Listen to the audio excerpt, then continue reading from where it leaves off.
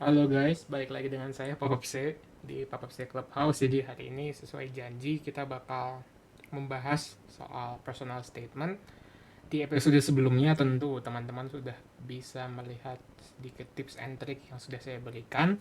Dan sekarang kita bakal coba untuk membahas personal statement yang sudah saya temukan di internet dan menurut saya ini lumayan mewakili apa yang sudah saya jelaskan sebelumnya.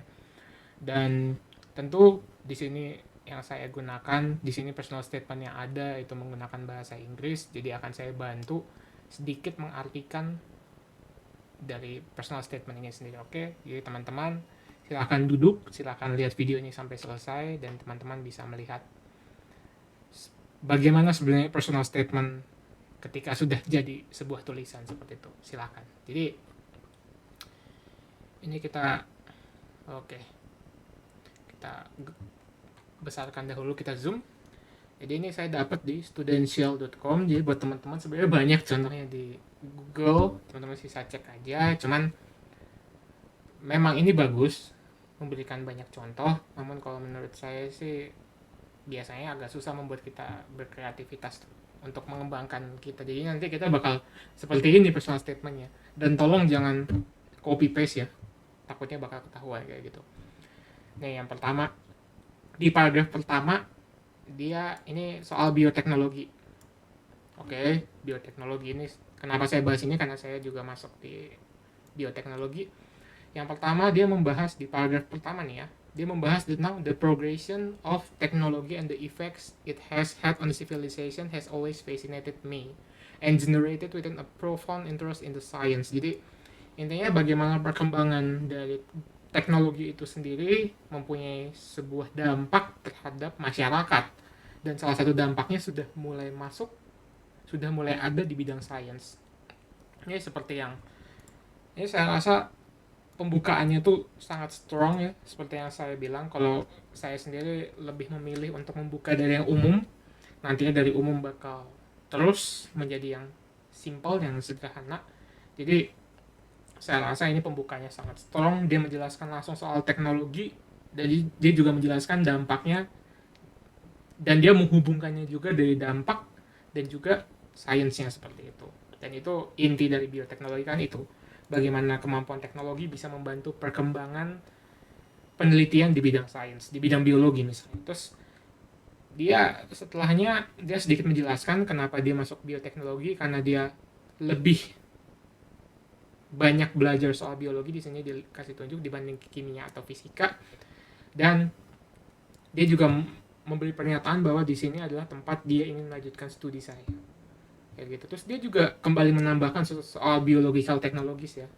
Jadi dia tetap dia menjelaskan bagaimana kegunaan dan dampak dari biological technologies itu, dan dia menggunakan satu paragraf ini dengan sangat, saya nggak bilang singkat, tapi saya bilang kata-katanya tepat dan tidak ada yang seperti menghayal seperti itu.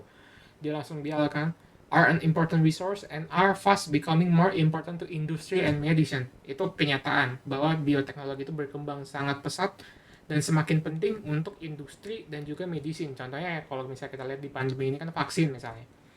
Dan beberapa contohnya juga dia ini yang saya suka dari contoh ini adalah dia memberikan contoh. Dia beneran memberikan sebuah fakta. Dan fakta ini saya percaya teman-teman sebisa mungkin research juga kayak gitu fakta-fakta ini. Dan dia closing, hidden within nature and I want, ini bagus nih. Dia closing paragraf satunya ini bagus. I want to be a part of the next discovery. Kenapa saya bilang bagus? Karena penelitian soal sains belum berhenti. Bahwa ketika dia masuk ke dalam uni itu, dia masuk ke dalam jurusan bioteknologi, penelitian itu tetap ada, dan dia pengen masuk untuk memberikan dampak juga. Seperti yang sudah saya bilang kan, tujuan personal statement tuh harus punya tujuan, dan universitas pasti akan melihat seberapa benar sih tujuan yang kita pakai, apakah itu emang tujuannya masih sangat menghayal atau enggak. Dan ini dia sangat bagus untuk closing paragraf satunya. Terus paragraf kedua sebenarnya ini masih umum. Oke, ini masih umum.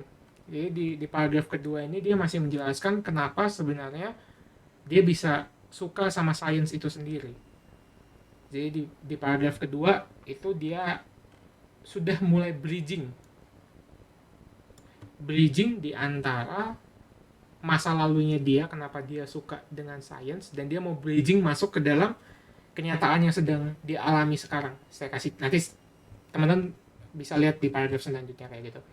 Di sini, oh ya, saya balik lagi di paragraf kedua, dia bahasa dia salah satunya dia bahas juga dia tuh senang baca majalah kayak New Scientist.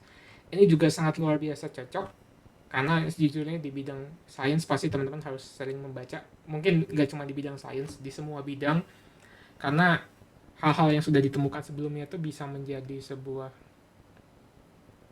modal untuk kedepannya seperti itu. Dia baca, dia kasih tahu hal yang sudah dia baca, hal apa yang sudah ada di dalam majalah New Science tadi, dan sangat tepat sekali dia membawa contoh tentang how genetic fingerprinting can be used for identification purpose, or how gene technology could be used to incorporate new characteristic into plants that enable them to grow in damaged south farmland. Dia berhasil membawa contoh di mana contoh itu merupakan masalah yang terjadi real di dunia ini seperti itu. Misalnya genetic fingerprinting, ketika kita fingerprint mungkin kecelakaan ya, misalnya amit-amitnya ya, kecelakaan pesawat kan fingerprintingnya misalnya rusak, jadi susah untuk diidentifikasi. Mungkin dengan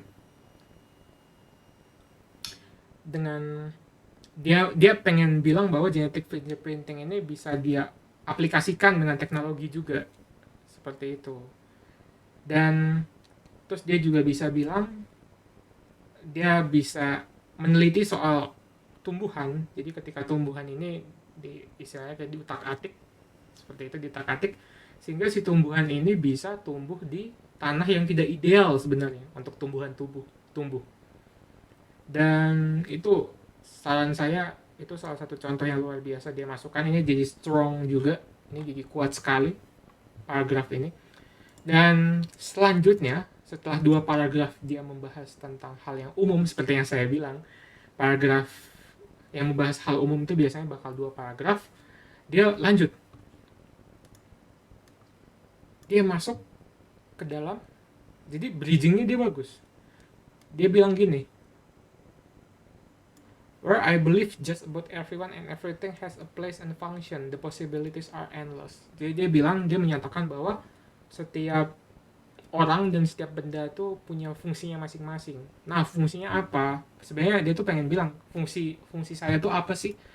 Nah, fungsi saya itu apa? Dia kasih di paragraf setelahnya. Yang I have only had 2 jobs to date. Jadi dia waiter, sekarang cinema employee.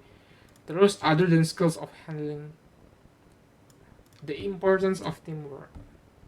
Jadi fungsinya dia adalah dia tuh bisa bekerja sama. Pertanyaannya di bidang sains, apakah kerjasama itu penting? Sangat. Makanya dia kasih statement yang strong lagi seperti itu. Nah, di sini dia udah mulai nih. Ini sebenarnya udah masuk di yang kedua yang saya bilang agak umum. Paragraf agak umum. Dia membahas soal kesehariannya seperti itu. Edukasi biasanya.